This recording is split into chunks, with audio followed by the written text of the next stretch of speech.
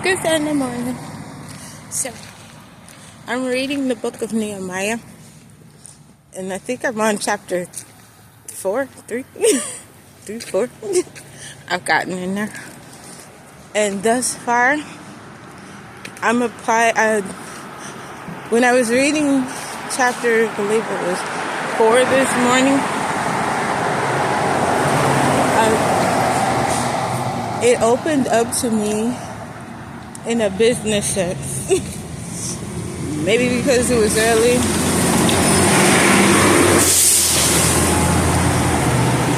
Or just maybe because that was on my mind.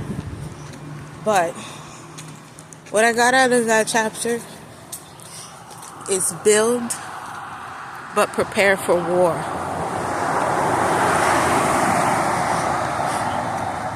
It's fascinating because while I'm reading the chapter, hold on, I'm crossing the street.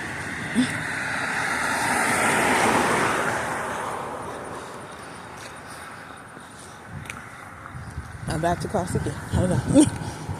Hold on. Hold it on. Okay. Alright. So, while I'm reading the chapter, I like this. Okay, so, while I'm reading the chapter, I'm also Googling stuff that I don't understand.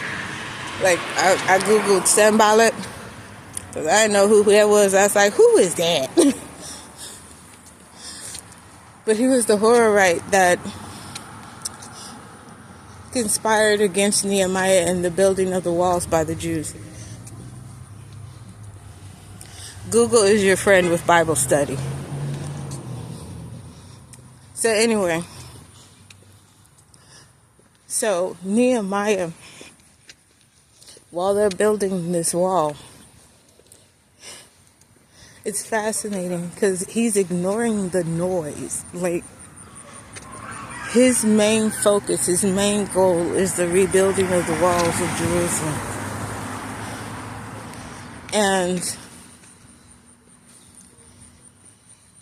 But he's not ignorant of the fact that there are those that are against him.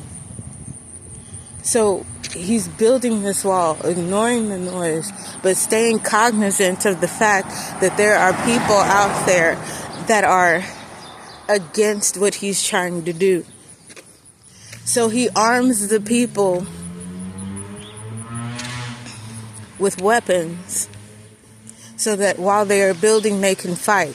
But not only is he arming the people with weapons so that they can fight while they build, he is also setting people at guard around the wall, so that, because when it was taught to me when I was younger, going to church, it was like these people were just building and fighting.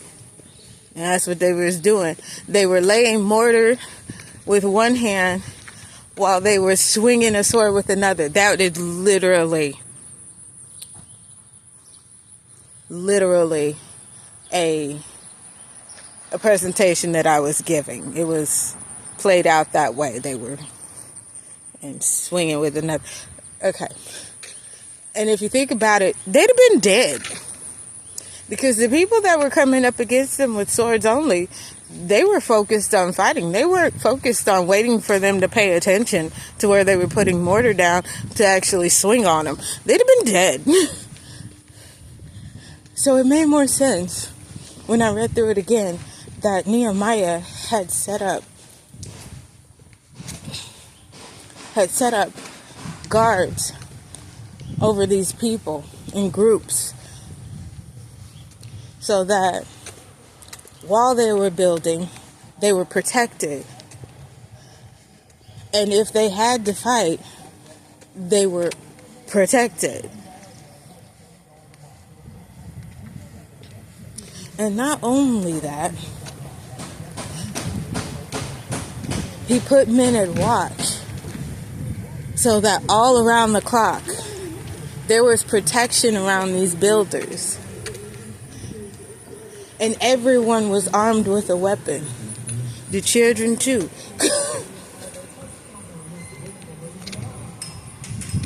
It's like, why would you give a kid a weapon? Because they're fighting for their families. They're fighting for their homes. It's okay to get your kids involved for the protection of your house. This is why you teach your children things like, don't open the door. Tell me if somebody knocks on the door. All of that is getting your kids involved with the protection of the home. Because it is the home that is our sanctuary. It is the home in which we dwell and we reside. There should be protection in this house. There should be protection over this house. And you, as well as us, the adults, your parents, should be a part of safeguarding that. Because this is your place of safety too. This is why you tell your children, don't turn on the stove. Don't put your hand there. They can start fires. Don't play with matches. All that kind of stuff that we teach our children because we want them to be safe. No, it's the safeguarding of the house too. Because you start a fire, you don't know how to put it out. The whole thing going down. I'm getting off course. Anyway. But it's okay to get your children involved in the safeguarding of your home. And as you build, your children should be right there learning how to build, learning how to fight for what you are building, because it's not just for you, it's for your children too. And they have to teach their children how to build and how to safeguard what they built. And the story applies to Nehemiah and the building of the wall of Jerusalem. But this applies to other areas too. This applies to well-being. This applies to business. For me, business. This applies to learning. You have to protect what you build. If you build an athletic body, because you're an athlete and you are passionate about athletics, you got to safeguard that. How do you do that? You keep practicing. You keep practicing. You exercise. You do strength training. You keep your body fit so that you can continue to be an athlete. If you're building a career, you safeguard that. You know what you know, but you keep learning.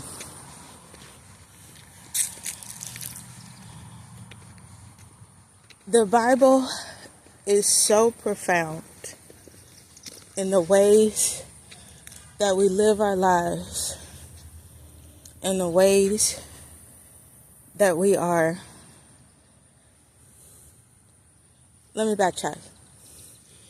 In the ways that we live our lives, in the way in the things that we build to make our lives better and to ensure the prosperity of our lineage. It is so profound. And that opened me up to things that I never truly understood when I was younger, because I would read one thing, go to church, hear preaching on that same thing, and it would be not purposefully, but it would be only half of what I read. I wouldn't get an in-depth understanding of what I read so that I could fully understand what was going on, which is not on the fault of the preachers. They studied what they studied for that Sunday sermon.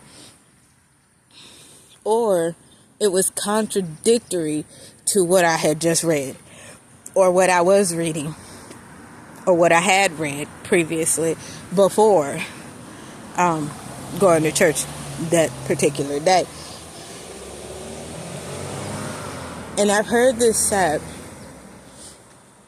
that God only shows you what you want to see. And that is absolutely true. Just like when it was preaching, because they only had a certain set of time to study and to do the sermon on the Sunday. They probably couldn't get into everything, and I'll give them the benefit of that doubt, because I don't think they did it on purpose. We're humans. We're not going to catch everything. And what we're looking for, that's what we're going to find, because God is not a waster of anything. So if you're just looking for this particular thing or this particular subject or this particular topic, that's exactly what you're going to get, because he's not going to waste the rest of it if you're not trying to go deeper and get a deeper understanding, or want to get a deeper understanding because you've only got this time limit or whatever your focus is on. He's not going to waste it, but he's not going to withhold information from you either. And this is why we are encouraged as individual believers of the body of Christ and as kingdom citizens to read and study our own Bibles. Yes, our own Bibles. You should have a Bible for yourself. If you do not have one, I'm going to pray God get you one, because I can't reach everybody. But if I know you and you ain't got one, the Lord will provide, and I might be able to get you one. So,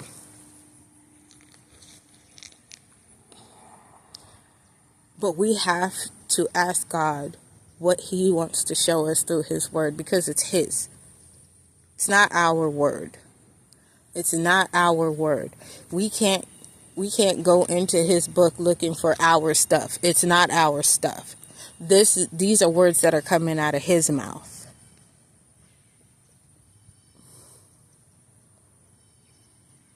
We are ambassadors. We can't just say whatever we want to say. We must say what he says. And whoever naysays, you ain't got to fight them, folks. All you got to do is tell them, take it up with the king, because this is not, your fight ain't with me. Your fight is with him. And if you don't believe in him, more is the better. Then you can completely throw out everything I just said, because you ain't going to go ask him anyway. So, that's called not wasting your time. Now,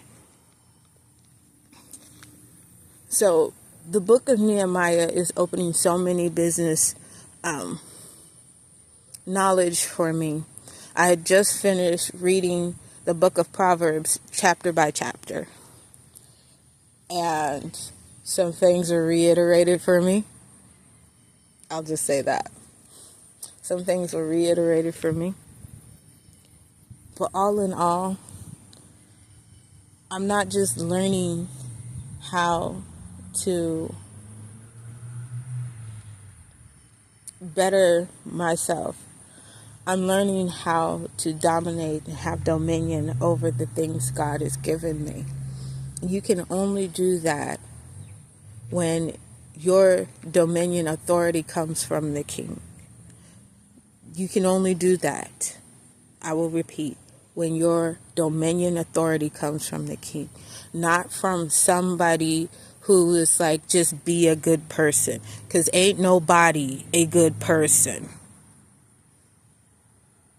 I don't care what you do. I don't care what you say. I don't care who you give to. Nobody is a good person. People are people. We just try to make good decisions. And your decisions and the outcomes of those decisions, your motives behind those decisions, that is what defines you as either good or bad. And I don't think people really understand that being a good person and being defined as a good person is the same. It's not the same thing. Good people try to be good people. But people who make good decisions are defined by others as good people because of the decisions that they make. If the decision you make does not hurt someone else, then people will call you good. But if you go into this with a mindset of, I'm a good person, because eventually that's going to get to your head. And you're going to, I'm a good person yourself right into a hellish lifestyle. There is no good person. You should never define yourself as a good person. Your job is to make the decisions that make you look good. If you want to be a wise person, make wise decisions. That's all you got to do. And if you did make bad decisions, learn from those decisions so you don't make those mistakes again. And yeah, for some of us, it takes once, twice, maybe 3 times, some more than that.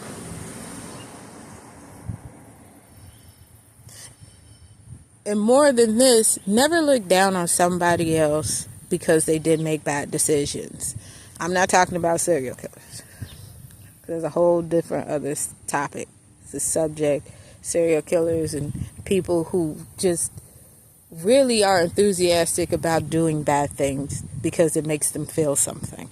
Yeah, no, we're not talking about that. You make wise decisions, you will be defined as a wise person. You make bad decisions, you will be defined as a bad person. It's all in the way that you want to look. In the way you want to look like and what you want your life to look like. If you want to live a hellish lifestyle, it's up to you. That's fine. That's cool. I know I just got completely off topic. There was some stuff happening yesterday. I don't know. Maybe I had to get it off my chest. I guess so. I guess I did. Because people just say the dumbest stuff. For real, for real. They say the dumbest stuff and they think they are the wisest people on God's green planet because, oh my gosh, you should make better choices. Okay, then what are the bad choices that you made? Don't tell me I need to make better choices when you won't even expose the bad choices you made to let me know, hey, you are speaking from experience, because I don't want to hear your words if you're not going to give me experience behind it, because that's when you're judgmental. And we've got plenty of people like that. We have plenty of judgmental people. I will tell a single mother, because I am a single mother, this is for the birds. You don't have to do this again. If you got one, be done, because you can stop at one. You can definitely stop at one. I will give you the wisdom that I've learned. And it's okay if it contradicts things that you heard growing up or what people taught you growing up. They didn't know no better. They only knew what they knew. But you learn better so that you can have a better life. There you go. We all make bad decisions. But if you want to tell people, choose better, how? Why are you telling me to choose better and you're not telling me how? You're just telling me to make better choices, but you're not telling me how. How? Tell me how. And then maybe I'll listen. You tell me how to make better choices and then I'll listen. But that's neither here nor there. Yes, it is. It's all over the daggone place. Whatever. Anyway, so back to the book of Nehemiah.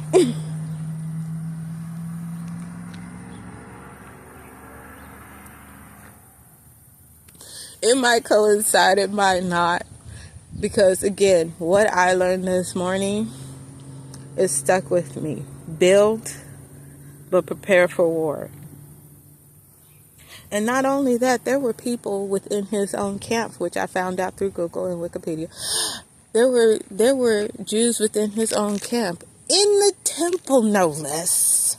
Now you playing with God. But then everybody that plays with God always get their butt whooped. I don't understand what is the anyway, so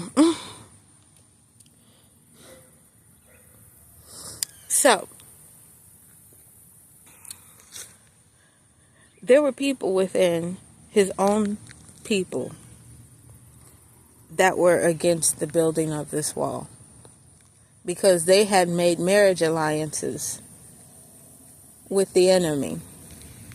This is the very reason why God said do not marry outside of the camp. You don't want to marry outside of your own. Hold on.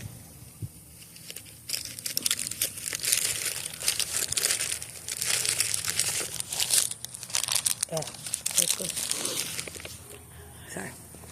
And for all the chicken feeders who are like interracial marriage and all that other stuff, it's 2024. We're done with that. What that means is don't marry an unbeliever. People who don't believe like you, see the world as you do.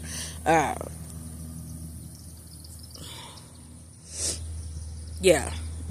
Don't marry an unbeliever. That part's true. That part's very, very true. Because they're not going to hear God like you do. They're not going to understand God the way that you do. They may not believe God at all, and you're married to them. And you want them to, because you're going to get times where you want them to experience this thing, but they can't because they don't believe.